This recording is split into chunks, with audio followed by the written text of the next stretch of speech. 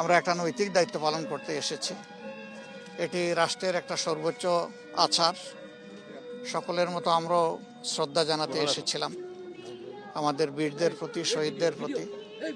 আল্লাহর দরবারে আমরা দোয়া করেছি দেশের স্বাধীনতা, সার্বভৌমত্ব আল্লাহ যেন হেফাজত করেন সব দিক থেকে, এবং এই দেশের উপর আল্লাহ যাতে শান্তি এবং রহমত বর্ষণ করেন। একটা অহিংস, দুর্নীতিমুক্ত, বৈষম্যহীন, মানবিক বাংলাদেশ আমরা সবাই মিলে যেন গঠন করতে পারি।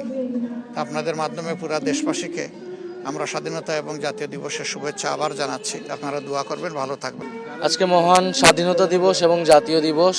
আজকের এই দিবসে আমরা আমাদের স্বাধীনতার সপক্ষে যারা ছিলেন, শহীদ হয়েছিলেন, বীরাঙ্গনা হয়েছেন, তাদেরকে শ্রদ্ধার সাথে স্মরণ করছি।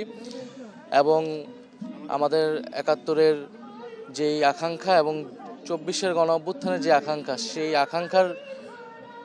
আকাঙ্ক্ষার ভিত্তিতে সাম্য এবং মানবিক মর্যাদার ভিত্তিতে আমরা এই বাংলাদেশ করতে চাই।